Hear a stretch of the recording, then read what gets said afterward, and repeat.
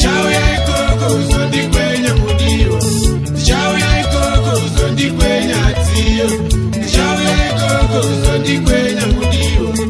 Kure kwegava ndokusina mutsupfu. Kure kwerudo ndokusina mudiwa. Kure kwegava ndokusina mutsupfu. Kure kwerudo ndokusina mudiwa.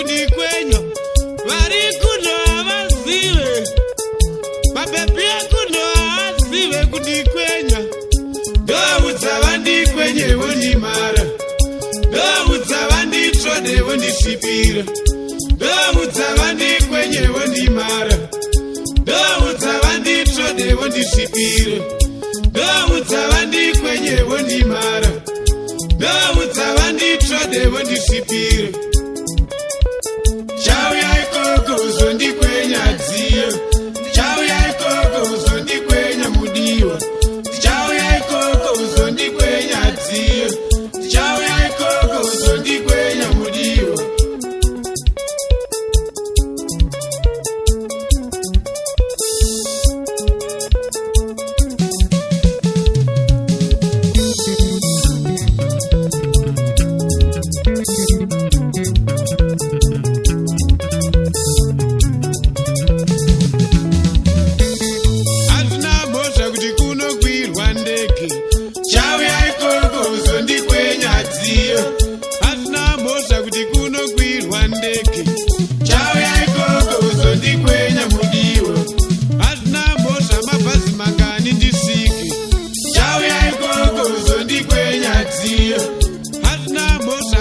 mangani ndisike Chauya ikoko uzondikwenya mudiwa Hazina mosha mitunhu mingani netsoka Chauya ikoko uzondikwenya dziyo Hazina mosha mitunhu mingani netsoka Chauya ikoko uzondikwenya mudiwa Chauya ikoko uzondikwenya dziyo Chauya ikoko uzondikwenya mudiwa